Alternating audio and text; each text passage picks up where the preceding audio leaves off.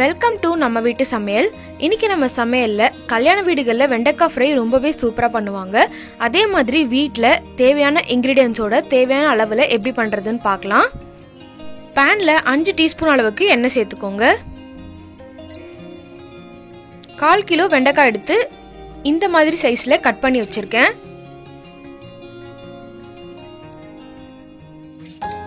இப்போ இந்த நறுக்கி வச்சிருக்க வெண்டைக்காவை எடுத்து இந்த எண்ணெயில சேர்த்துடலாம்.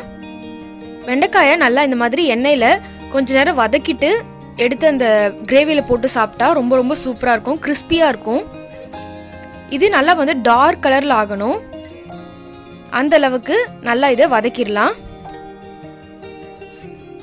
இப்ப பாருங்க, நம்ம சேர்த்த வெண்டைக்காயெல்லாம் சின்ன சின்னதா சுருங்கிடுச்சு, நல்லா கலரும் கொஞ்சம் சேஞ்ச் ஆயிடுச்சு. இப்போ இதை எடுத்து தனியா வச்சிடலாம். இப்போ கிரேவி செய்ய ஸ்டார்ட் பண்ணிடலாம். அதே பேன்லயே 2 டீஸ்பூன் அளவுக்கு எண்ணெய் காஞ்சதும் 1 டீஸ்பூன் அளவுக்கு கடுகு, 1 டீஸ்பூன் அளவுக்கு சீரகம், கொஞ்சமா கருவேப்பிலை, இது எல்லாம் நல்லா பொரிஞ்சு வரட்டும்.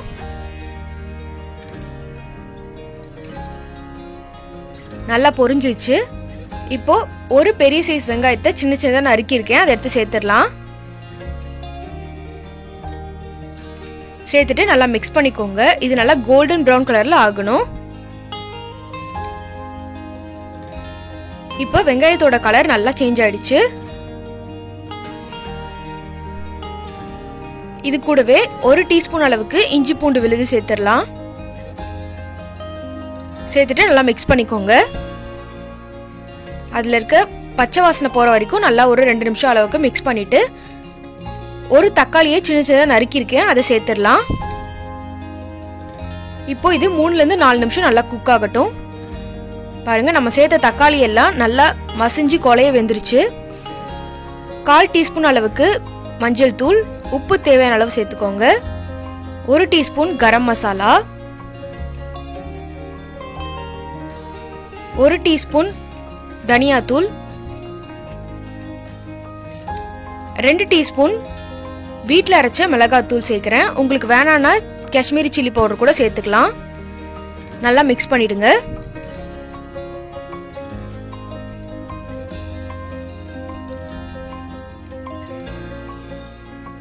நல்லா மிக்ஸ் பண்ணதும் 3 டீஸ்பூன் அளவுக்கு தயிர் சேர்த்துடலாம். தயிர் வந்து ரொம்பவே சூப்பரான ஃப்ளேவர் கொடுக்கும். கண்டிப்பா இதை ஸ்கிப் பண்ணாம சேர்த்துக்கோங்க. இது நல்லா 1 நிமிஷத்துல இருந்து 2 நிமிஷம் வரைக்கும் நல்லா மிக்ஸ் பண்ணிடுங்க.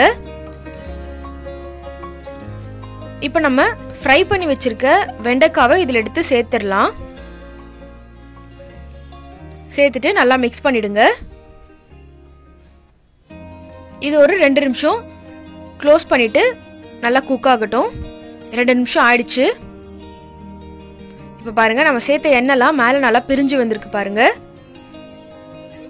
இந்த சமயத்துல 1/2 கிளாஸ் அளவுக்கு தண்ணி சேர்க்கிறேன். அப்பதான் கொஞ்சம் நல்லா செமி கிரேவியா இருக்கும்.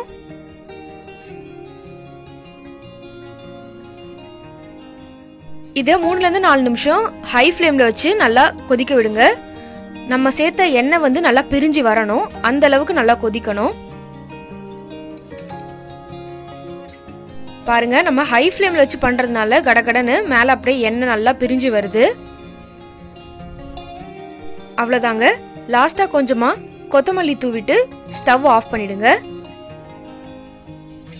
ரொம்பவே ருசியான கல்யாண வீட்டு ஸ்டைல்ல வெண்டைக்காய் ஃப்ரை ரொம்பவே சூப்பரா செஞ்சு காட்டியிருக்கேன்.